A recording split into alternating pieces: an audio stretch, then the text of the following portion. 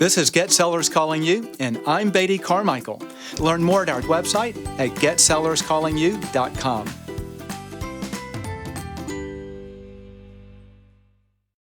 Hello, everyone. I'm Beatty Carmichael, and welcome to another session of Get Sellers Calling You. And I'm excited today because I get to interview a friend of mine, a friend that I've learned to really admire and respect. And he's a top producing agent out of Austin, Texas, named Nolly Williams. And and you'll hear this from Nolly in just a moment. But when Nolly started in real estate, quickly became a really top producer with Remax. So much so that Gary Keller's actually tried to and did recruit him over to Keller Williams, where he was a top producer, and now he's moved over to eXp Realty. And everywhere he goes, he's consistently producing strong volume. He has an impeccable character, has a story I want you to hear, and a lot of knowledge to share. So, Nolly, how are you doing? I'm blessed, Beatty. Hey, it's so good to be with you again, brother. Good to see you. Well, it is good to see you too. And looks like you've been out at the beach or something. Looks like you got quite a suntan there. Did you see that? Yeah. Yeah. So I've been in Puerto Rico. We spent a week on the beach in Florida. And so we've got a lot of beach time in, making up for the COVID time that we didn't go out. So, Yeah.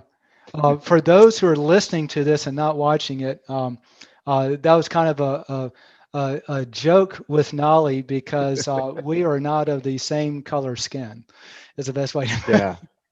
But I do suntan and I almost got sunburned. I always tell my wife, I don't sunburn, but trust me, I do. Yes. Well, so without getting too far off the subject, we went to Kenya Yeah. a few years back. My son, my middle son, stayed 7 months in Uganda. And you can tell Kenyans and Ugandans that because Ugandans are just really, really dark.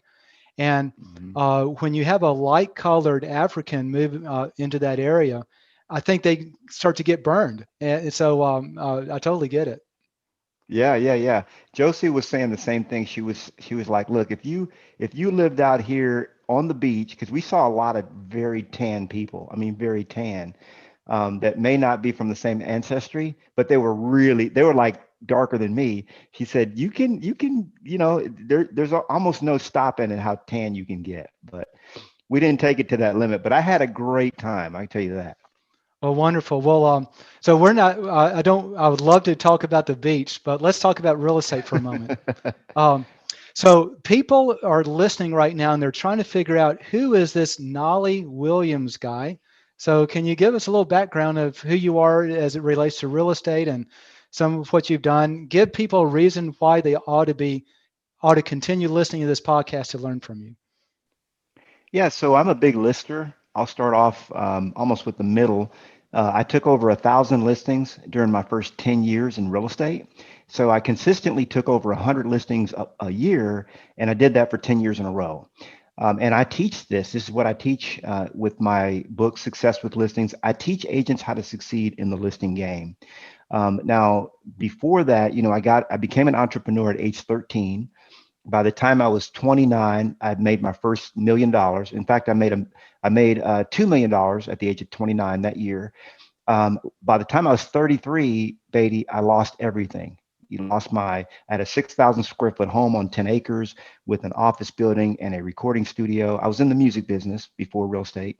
Most of us did something before real estate, and that was me. And so I found myself, I was broke, almost lost my home. And I said, what's next? What's next for me? And real estate was the thing that kind of reared its head as that it's sort of that space where I could use a lot of my skill sets. And I really hit the ground running. I had a lot of great mentors along the way. And now I'm really dedicated to teaching, training, paying it forward, giving back, and helping other people succeed. I love it. So that's quite a history. So superstar, not superstar in music, but superstar in business by 29, and then you lost it all, and then you came back into real estate and consistently 100 listings a month a year from your first year. Well, my first year, so not from my first year, but my first year, So I did over 1,000 listings my first 10 years, but my Okay. first year, my goal was 40 deals. Okay. So 8 months into the business, I hired a coach, and my coach asked me a question. She said, Nolly, why don't you do 100 deals? I said, 100 deals? I want to do 40 deals. I'm good with 40 deals that will give me a nice, comfortable lifestyle. She said, but Nolly, did you realize that if you did 100 deals a year, you would work half as much as if you did 40? And I got to tell you, Beatty, it didn't make any sense to me. Okay. It's what I teach now that I've done it, but it doesn't make sense with a lot of agents that I teach as well. But I said, you know what? This gal, she's been in the business, a lot longer than I have. I'm paying her to coach me. So I'm just going to do what she says. And so by my second year, I was doing over 100 deals. Wow. And I've been, my last year in quote active production, I did 153 deals. But I still produce. I mean, I still, at our company, I still cap every year. I'm more in the training and teaching space because I like that more. But yeah, I mean, so a lot of people don't realize it, Beatty, but if you do a high volume business, you'll work a lot less. That is really amazing. Now I'm really curious. Uh, the impact of doing 100 deals, you work less than if you're doing 40 deals, because I know for me, just like you mentioned for you, it didn't correlate, didn't register. And I'm assuming, and also clarify, so we'll interview a lot of people and they do a lot of volume, but they have a team of people. Is this a team, or is this all personal production? Well, it's quite interesting because it's not a team. And I always use the Nolly team because I like the way it sounded, but it was my production was me and an assistant. Sometimes I had multiple assistants. So when we had like at one point we had 126 listings at one time, and at that point I had three assistants, helping me run the business. So it's leverage, yourself and leverage. That's it, but not really a team. The Interestingly enough, the concept of a team really it kind of breaks some people. I was just coaching with a guy before this call. Actually, the reason I was a little late on this call, this guy has 10 team members and he totally doesn't have any time whatsoever. He's like slammed, he's swamped. And he was trying to figure out, how do I get out of this, grind? Even though he's making really good money, Beatty, really good money, it's a grind, it's a hustle. And this is not what God intended. And so what I explained to him is that in this business, we will only ever have two problems, ever. We either don't have enough leads or we don't have enough leverage. I learned that from Gary Keller. We either don't have enough leads or not enough leverage. Now, this guy he's blowing and going. He's got 10 agents. He's doing a crap ton of business, but he doesn't have the right leverage. Because anytime that you have a problem with your time, when I was doing 100 plus deals, I got to a point, Beatty, where I was working 3 hours a week in my real estate business. Okay. And a lot of people don't understand that, but when you have heavy leverage, you can do it that way. And a lot of people don't realize that when you focus on listings, okay, I have a 46-step listing system, and there are only about 4 or 5 activities on that list that require a license. Okay, so what that means is that the listing business is highly leverageable, and 91.3% of all activities on a listing can be done by someone else other than you. Very interesting. So I'm going to love this interview. So talk to me, teach me from the beginning up. So Well, assume, you're the living legend, Beatty. We're following in your footsteps, buddy. well, hey, I may be a living legend in my own mind for sure, um, but I don't do listings like you do listings. So I do, well, maybe so, maybe depending on these different steps you have on generating listings. So let's talk about, I'm really curious before we get into the listings. You shot out of the gate in the music business. You made a couple $1 million when you were 29, and then you lost it all. I would love to hear the big rocks that you took out of what catapulted you up, and what did you learn that caused you to collapse that now you've been able to learn from the past and do something with. Can you give me kind of those three big rocks? Yeah, and I'll start it off by saying that when I was, I became an entrepreneur at age 13, but I started my first real business, which was the music business, at age 23, and I started a Christian rap label. This is something that God put on my heart, something a ministry that I wanted to do, and I raised $1,800 from friends and family, okay, just to help me launch my business. It's the last time I've taken a W-2 or had a W-2 was when I was 23. And within 5 years, I was making $150,000 a month in that business. Okay. So you talk about taking scripture says, don't despise small beginnings and turning it into something, pretty big. Well, when I lost it all, I'll say some of the biggest rocks were, and some of the things I've learned. Okay. Number one, I've learned to be debt free. Okay. So this is something that uh, the Lord gave me an opportunity to be debt free in that business, very specific opportunity. And I made a promise that I would, essentially at that time, pay off my mortgage was the scenario. And I had an opportunity at age 29 to, pay off my mortgage multiple times. But when the money came, I wasn't faithful to the promise I made. Okay. So number one, don't break your promises to God. It doesn't mean that everyone has to be debt free. I like to be that way. That's the way I live. But and I think for God's children, the closer we can get to being out of debt, the better, because it opens. See what debt creates is lack, or it creates a scenario where the lack is magnified. Okay.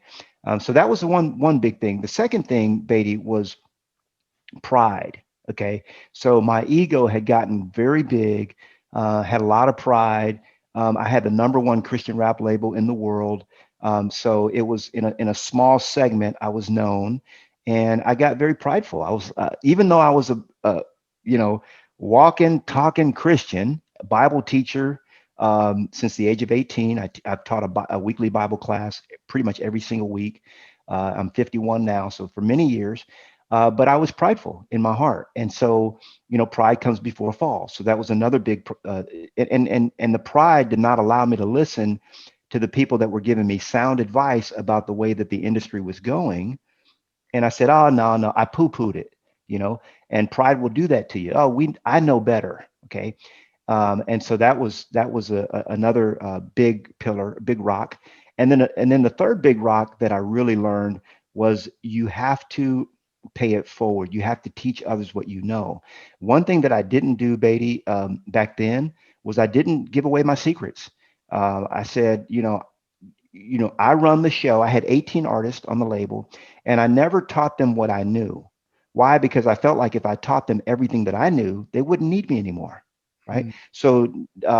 So that was, and that's not the Jesus way. What Christ does and what he did when he came was he teaches us everything that we need to succeed. He doesn't keep stringing us along. Right. And at some point we're ready, we launch out on our own. So I've made a practice getting into real estate to teach every single thing that I've learned to everyone else. People are like, man, why are you giving away your stuff for free? 90% of the stuff, when you go to my website, it's all free. My books are free. My trainings are free. I drop a free training every day on YouTube for free. And so I like the word free. I like free stuff, freely it has been given, freely give. Right. So, we have to make some income. So we temper that some, but so I believe in really sharing the knowledge that God has given me with others. That's a real big, that's something I didn't do before. Out of fear. So those were really the big three rocks for me. That's really interesting. So most people, I don't share much of what I've done in the past, but it's so perfectly in alignment here. I started our business in 1997, and we were selling marketing services to professional sales agents to target and generate sales from consumers, which is basically what we do here. And within 2 years, I was making 150,000 a month. And pride came in, And within 2 years, it was way down. And the Lord taught me, pride comes before the fall. And just like you, I could see the trends, and yet I was kind of blind to the trends. And I was, look at me, I make so much money. And that was short-lived as well. So, yeah. Yeah, it's quite interesting how that happens. But hey, thank God we learn from our lessons, right? Yes. So so let's move now into real estate. So then you started with Remax, and how many transactions did you do your first year? Well, let me just share this with you because I haven't told you this side of it. I actually started, and I don't really share this much, but I started with Prudential. Okay. Okay, I was at Prudential for 74 days.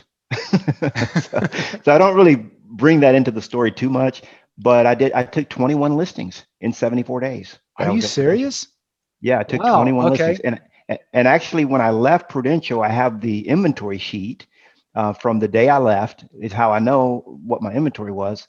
I had closed on one deal, and I had 20 deals, either active or in escrow.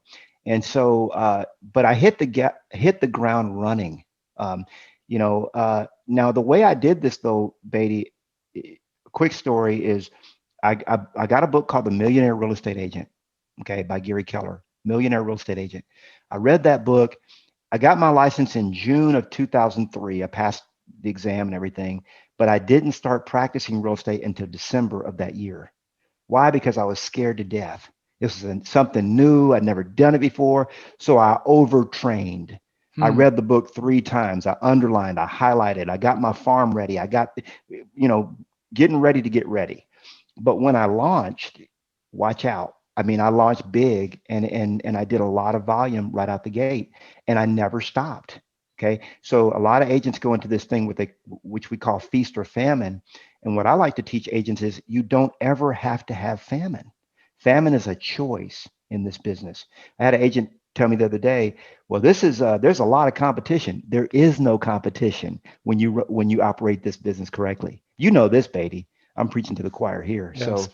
But yeah, so then when I got with Remax, the reason I joined Remax was because I realized that I mean I had a terrible split at Prudential, and I realized that like Remax was only for those agents that could be considered a Remax agent, right?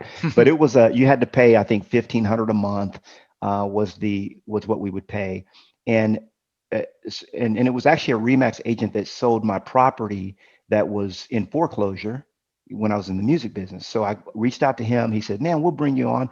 Now that Remax office had nothing but top producers, but they had seen my track record. They believed I could be successful. So they let me in the club, even though I was quote unquote unproven rookie, right? Not even 3 months in the business. And I did very, very well. I became the number one agent in the office out of all the agents, over time. And then eventually I became the number 7 selling agent top producing agent in the city of Austin out of 9,800 agents. Austin Business Journal, they put out a list every year of the top 50 agents, and I was ranked number 7 that year. And that was when I got a call from Gary Keller's office.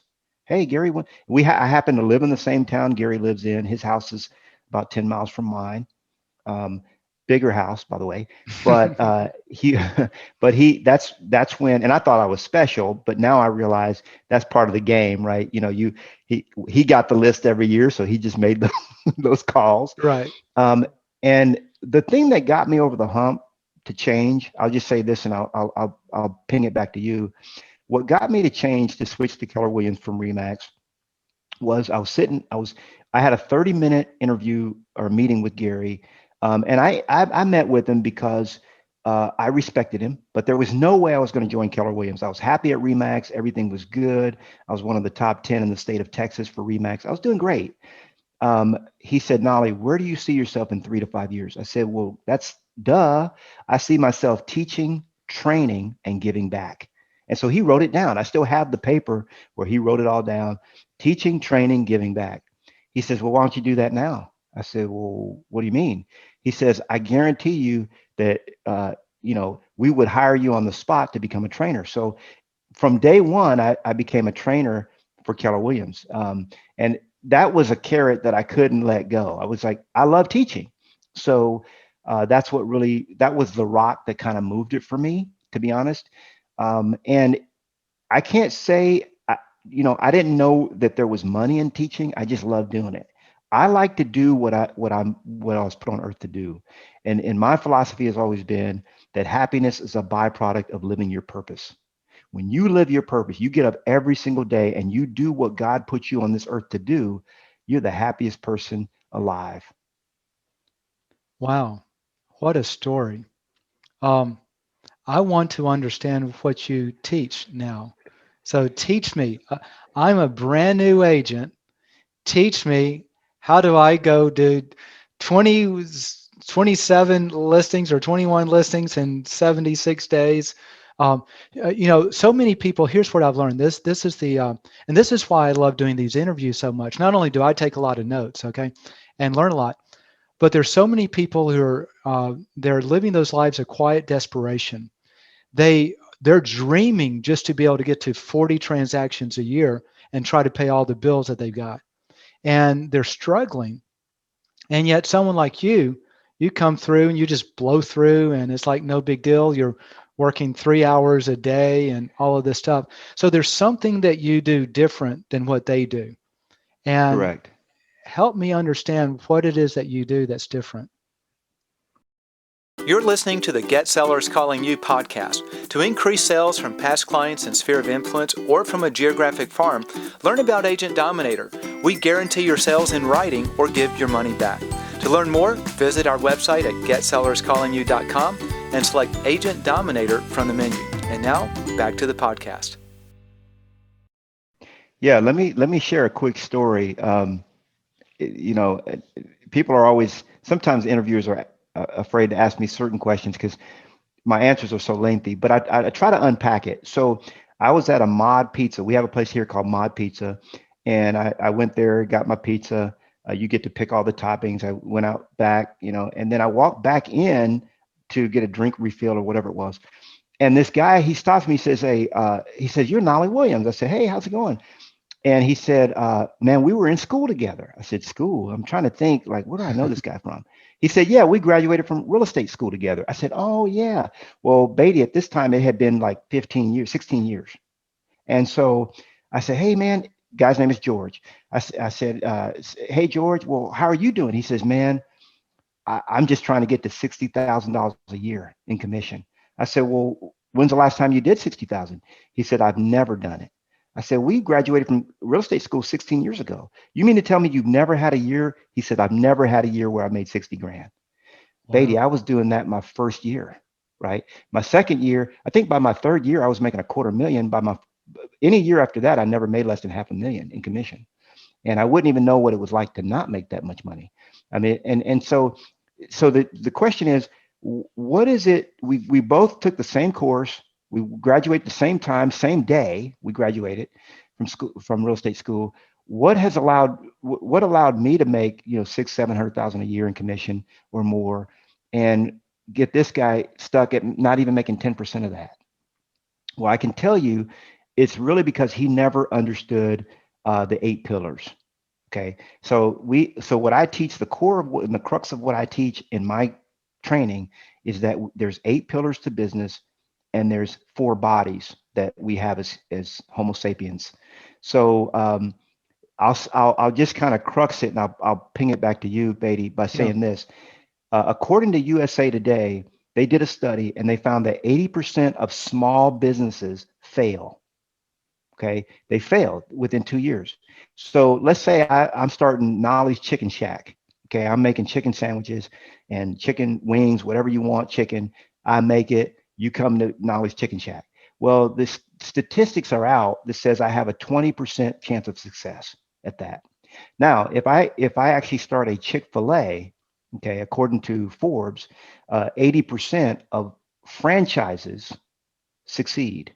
So 80% of small businesses fail, whereas 80% of franchises succeed. So I started asking myself this, and I've been a 32-year student of success, kind of like you, Beatty. My life is, and many of us that are of you that are even listening to this, your life has been a succession of learning what is success. What is it? Well, I've kind of boiled it down to 8 pillars. There are 8 pillars for success, and these 8 pillars, every like major restaurant like a Chick-fil-A has in place, and most of these small businesses don't have in place. And it's the reason, it's the thing between success and failure, if you will. So I created this thing that I call spiritual business mastery. It's the 8 pillars and the 4 bodies. I can teach it here in probably about 5 minutes, very quickly. But it is a study that I take the students in our group through. It's a 1-year curriculum because we Wow. spend 1 month on each of the 8 pillars, and we spend 1 month on each of the 4 bodies. We have a physical body, a spiritual body, a mental body, and an emotional body. We are electrical beings. That's how God created us. We have an electrical system, and we're electrical beings. We're made of energy. And so most of the agents that are listening right now are not edifying and building up the 4 bodies, and they're not putting in the time to really learn the 8 pillars and master. If you master that, then the rest, then it makes it like a walk in the park, you know. That's so interesting. I see so many parallels between your life and mine. My father-in-law was a physician. He's passed now. He was in internal medicine, and he would bring every patient into his office and would talk to them and really dig deep into their life, because he said, not all sickness is simply physical. Said your body, soul, and spirit. There's an emotion, there's spiritual, there's physical. And if I'm going to heal you, or if I'm going to help you get better, then you can't just look at one part, because you're this big thing. And that's what you're talking about from the real estate. And it makes perfect sense. When we want to grow our real estate business, we can't simply look at one part and give me this one formula without considering all these other aspects going on as well. I think that's what you're saying. Yeah, Jesus put it this way. He said, "Love the Lord your God with all your mind, with all your heart, with all your soul, and with all your strength." And he mentioned all 4 bodies there. Hmm. So, we have a physical, mental, spiritual, and an emotional body. And so, if we don't nourish all 4 of those, then we're out of balance. We're not in integrity. Integrity just means to be whole. And so we're not integrous when we're. And by the way, we are holistic beings. So that's what your father-in-law was trying to get people to see, is that we the Homo sapiens we're integral. Right. Okay, so we have many parts that make up. So it's not just now. Most doctors, 99% of them probably, would have just brought that patient in and said, "Okay, what are the symptoms? Here's the disease. Here's a pill." But what your father-in-law was trying to do was really to heal people, to give them the cure. That's so true. That's what So Jesus did. I'm assuming, I want to give your website of where they can get this stuff, but I'm assuming these 8 pillars and the 4 bodies is something that you either have on your website, you teach, or something that they can purchase. Is that correct? It's free. Oh, wow. That's So even better. yeah, this is all free. I'll just share it with you right now. So Yeah. So we're going to and I'll make them do have it. to listen to the rest of this before you tell them where to get it, but you can show it to us. Okay. Yeah, I'll just show it to you. So these are the 8 pillars. This is kind of how I illustrate it. It starts with mindset, and then it goes. So this is key. When you ask somebody, how much of your success is dependent on your mindset, most people will tell you it's the majority, right? So we Right. spend a lot of time on mindset. And then it's activities. Activities is really lead generation. How are you going to go out and get the business? Then you've got people, systems, and tools. That's called leverage. Okay. Then you've got money mindset. And what I always ask my students is, who taught you what you currently know about money? How much did they have? Okay. So if they didn't have the kind of money that you're looking to achieve, then you've got to, like, I love my dad, great guy, wonderful person, but I can't take money lessons from him. The man never had any, right? So you've got to be smart around that. And then accountability, you got to have accountability to get, very critical. And then training is very critical as well. You know, being in a constant rhythm of training, like what you're providing right here, Beatty. And then this right here is the spiritual, mental, physical, and emotional body. And then what I've got for those of you just listening in, this is kind of a chart that I'm showing that you can download for free on my website. But right in the middle is you, and that's got a question mark in the middle, which is what is your big why? What's your purpose? What's your reason for being here? Make no mistake about it. You're here for a reason, and you're here on a mission.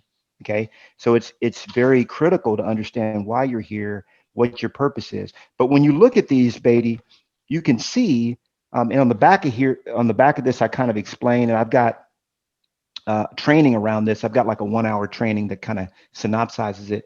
But when you have a franchise like a Chick-fil-A, the first thing they do is indoctrinate you with the right mindset. Then they tell you these are the activities that you're going to need to do to succeed at this restaurant.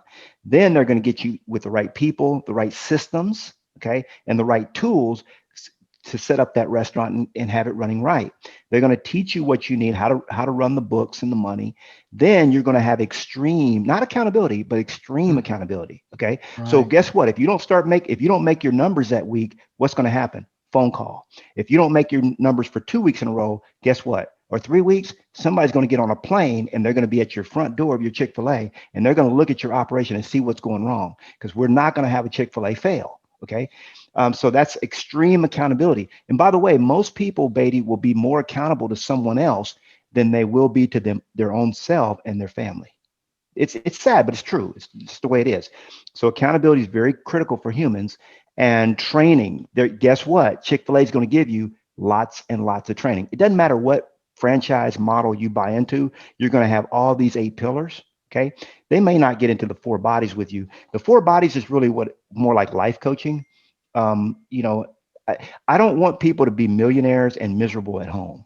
That's critical for me. You know, that's why I teach everything, you know. Yeah. So I'm over here thinking this is brilliant. You've taken the art of growing a real estate business and you've separated it from the steps of generating real estate leads and getting listings, which is what most people focus on.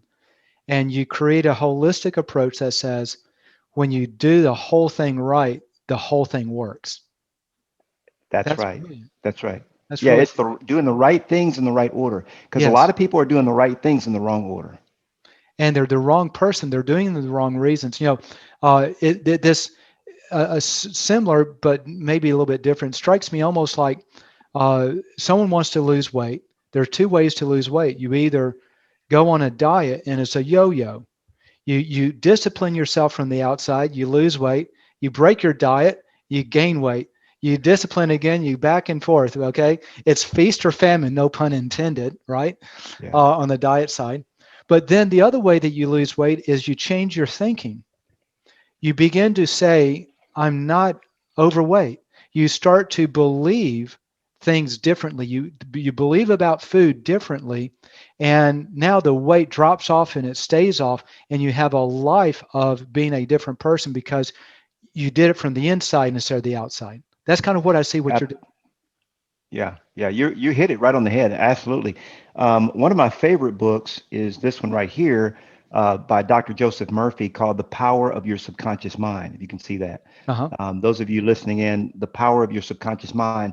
And in this book, he proved that willpower doesn't work long term, you know, and that's what you just said. A lot of people are going at their real estate business with willpower. I think I can. I'm going to do it. I'm going to make it happen. And then they're in this constant got to, have to, must, got to, have to, must, got to, have to, must. I want you to write down a new affirmation, and that is, I choose to make it fun and easy. I choose to make it fun and easy. Because either way, you know, like Ford said, if you think you can or you think you can't, either way, you're right. And what a lot of people don't realize too, Beatty, is that hard work is ingrained in them. Like, oh boy, you got to work hard. I was told that. Boy, you got to work real hard or you're not going to have nothing in life. Well, I got to tell you, I've made the easiest money in my life not working that hard. Honestly, I mean, right now I work. My AC man was just here. And if you look at my office, it's like a little cockpit, That's where I sit and work. This is where I make millions. I don't have any dirt under my fingernails. Okay.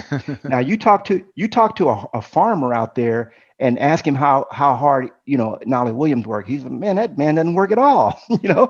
According to how he sees it. You know what I'm saying? Now I'm here working. I'm not saying that, but it's fun and easy. I do the things that I love to do, and I get paid for it. This is what we call permanent prosperity. Permanent prosperity. And Mike Hernacki wrote a book called The Secret to Permanent Prosperity. And it really is a secret. The secret is, if you don't want to I say read the book, but if you don't want to read it, the secret is to provide value and receive value in return. And if you do that over and over again, is the third step, you'll always have, like I'll never have lack. Never, ever, ever, ever, because the mind has been changed. Like I'll never be overweight. My wife and I were overweight by 100 pounds, okay, between the two of us. I used to weigh 50 pounds more than I do now, and she used to weigh 50 pounds more. We will never be overweight again, ever in this lifetime, ever, okay? Because it's just a difference in the way that we think. Yes. The subconscious has been changed. The mind has been changed, renewed. I Romans love it. 12. Mm-hmm. So there's another passion you have, and I want to shift gears into that. I've kind of heard it come through a lot. Do you know where I'm going right now? What's your biggest passion in life? My biggest passion on it. Oh, Christ. Yeah. Are we going to Jesus? Okay. Yeah, We of are. course. Yeah. I tell people the three best things that ever happened to me. Number one, Jesus. Number two, Josie, my wife of 29 years, only wife. And number three, EXP, the company I'm with now. And for business, biggest business. So it's like, hey, spiritual, family, business, but yeah, Jesus is the biggest. I love it. I'm like, where's he going? Of course. Well, so let's talk a little bit, because I don't want to run out of time on this. But I know you got an amazing relationship with the Lord. I mean, it just flows out of your conversation already. Talk to me in terms of, from a business perspective. I mean, if you can kind of narrow it that way, but since we're real estate agents are listening, how has Christ impacted you personally? How does that overflow to impacting your business? And just talk to me in terms of what it means to carry Christ with you into your work as a real estate agent. Yeah, well, I'll be honest and say that when Christ initially pursued me, and he did pursue me, he wooed me. And I wanted nothing to do with Jesus. And when I was 10 years old, my mom started going to church, and I accepted Christ at age 10. Now, when I turned 13 and on into 14, 15, I started getting a little, the cares of the world started creeping in. And by the time I was 16 years old, I left home. I was gone. I was in the far country. Okay. As scripture put it, I was wayward. Okay. I was prodigal. But I came back to Christ at age 18, and I've been rolling with him ever since. Strong, 100%. He's guided my life. He's been the driving force for my existence. And so he, for me, when you talk about my overall purpose, okay, my overarching purpose is to know Christ and to make him known. Okay, that's been my overarching purpose from the age of 18, to know Christ and to make him known. Okay, and there's many ways we can do that as believers in any industry, But what I had to understand and come to learn, Beatty, was that God has people in a lot of different fields.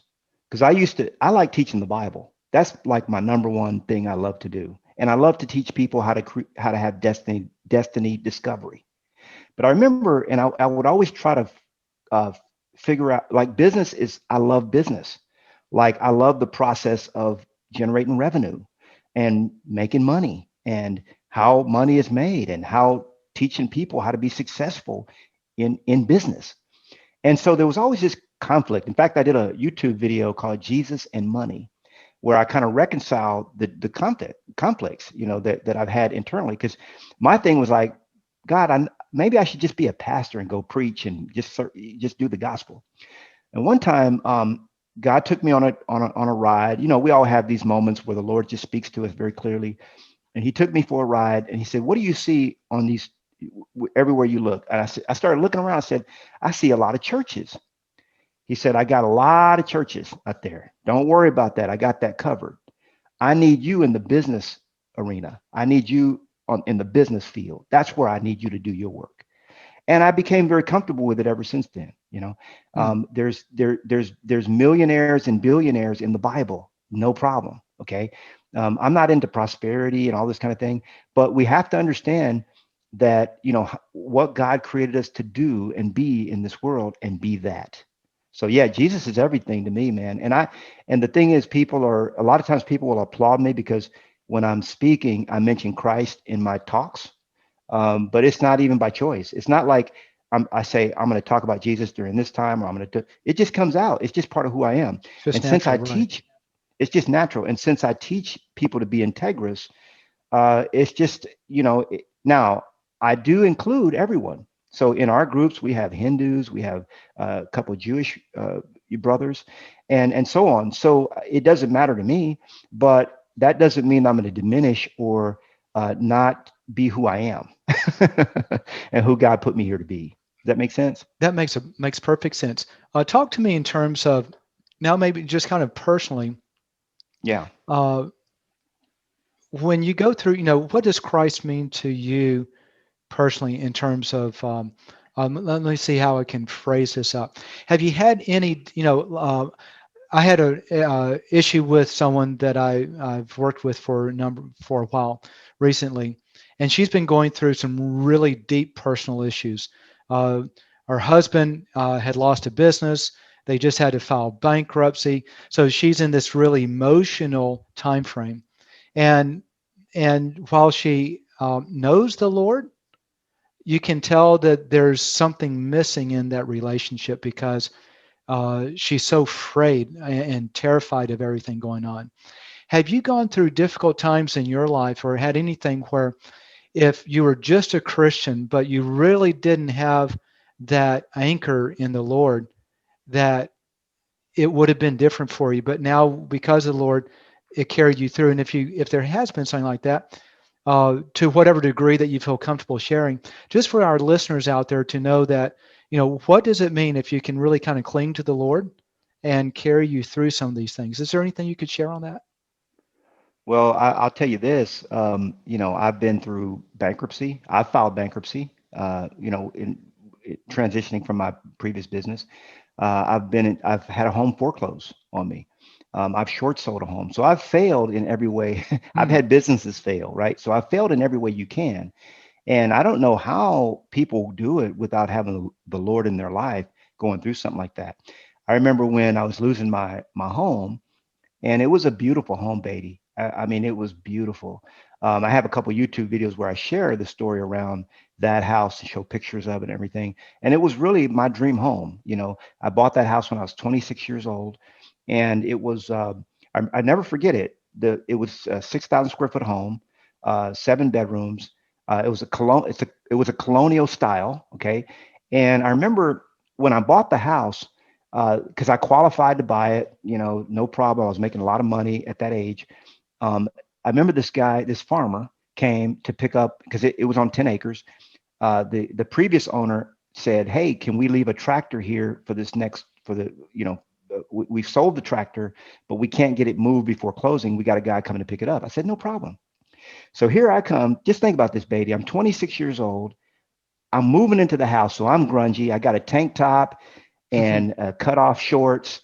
And, here this 26-year-old kid comes out, and I see the guy coming in for his tractor.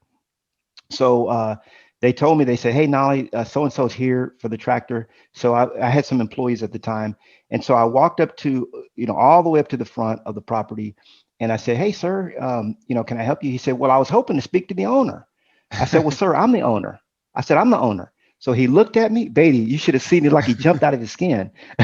And you talk about a crusty old Texan. If you're listening to this right now and you're not watching us, just think in your mind of what a crusty old Texan, this is the guy. The guy was like probably 70 something, 80 years old, 70 something years old, whatever it was. They all look older when you're in your 20s. Yeah. And he was, he had dirt under his fingernails. He was a crusty old Texan. But he looked at me, and he looked at the house, Beatty, and then he looked at me again, and he looked at the house again, and he looked at me again. And here, God's honest truth, it stuck with me from that day forward. He just dropped his head and he shook it back and forth. He said, a man will work his whole life and never have something like that. And he pointed to the house. And it was the first time that I even realized what God had given me. Like, to me, I was just rolling. Like, we go through life, and we just, when you learn certain principles and you become very good and adept at what you do, you just take stuff. I'm going to say it. I took it for granted. Right. And I looked at it. I was like, man, here's a guy that probably he'll never have a house like this. I'm 26 years old, and I don't even appreciate the house. Right. And so I remember, fast forward, I remember when I was losing that house, losing it. It was in foreclosure. And one of my employees was out. I had to lay everybody off. I had 14 employees, had to lay down to my last guy. And I was laying him off, and he looked, he said, man, I know you're broke. How has this affected your faith? How has this affected your relationship with Christ? And I never really thought about it that way, Beatty. I said, you know what?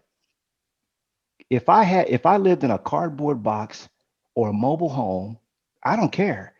As long as I have Christ, I'm rolling with Josie, I'm good. But without that, I don't know where, without the Lord in my life, man, I don't know. I don't know where I'd be. I'd be nowhere, because John chapter 15, verse 5 says, I am the vine, you are the branches. If a man remains in me and I remain in him, he can do pretty much anything. But without me, you can do nothing. That's what Christ says. So that's where I'd be, man. I'd be nothing, dude, without Jesus. That's the honest truth for me. That's so interesting. We're going to wrap up because we're about out of time, but I want to share. So just before this call, just as you were having a coaching call, I was teaching a radical faith call. And the whole topic was, how can you hear God speak to you? And I was making the comment that when, if you're like you're on a tour trip, and if you're the leader of the group, maybe your family, and the tire goes flat, you get lost, all of the responsibility is on you, and your anxiety goes up because everyone's dependent on you, and you've got to make the right decisions. But if you're on someone else's tour trip and the tire goes flat, or a bus stops working, whatever it may be, you're to sit there and you're fine because it's not your responsibility. Does that make sense? Absolutely. And what I've learned in walking with Christ is, while yes, it's kind of our responsibility, ultimately, if we're walking with the Lord and He's Lord over our life, then whatever happens is ultimately okay, because it's not the issue. He is still Lord of our life. We can still rely on Him, and we know that it's all going to work out okay. I think that's kind of what I hear from you is, even if you had to live in a cardboard box, as long as you had the Lord and Josie, it's all okay. Everything's good. Yeah, everything's good. And so that's absolutely right, man. You hit that right on the head. I love it. Hey, so I want to find out, I want you to share, how can people get this free information? This wasn't set up to say, how can they coach with you? But if you do offer coaching and someone wants to coach with you because they want really to holistically turn their business around permanently, how do they do that? Where do they go? How do they contact you? Where do they go? Yeah, the best way, and I will say this, I don't really do a lot of one-on-one coaching, because now we've got our mentorship masters group that I run through EXP, and I'm spending all my time there. So not to neglect the agents out there, I said, well, hey, how can I just give my stuff away so that they can just get it? Because my time is pretty tied up with this group. We have almost 200 agents in our group now. But so here's what I did. I wrote this book right here because people were always wanting to pick my brain. This book is called Success with Listings, for those of you listening in. This is 380-page book. You can download it for free at nolly.com.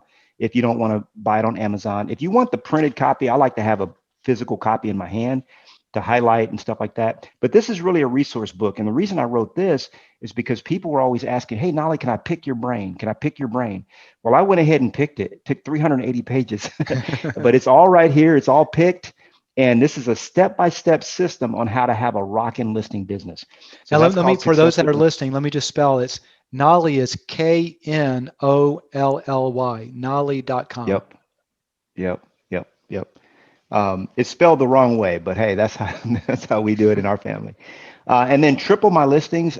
People kept asking me, Beatty, how do I generate listing leads? Like, where do I get all these leads? So I wrote another book that's 154 pages.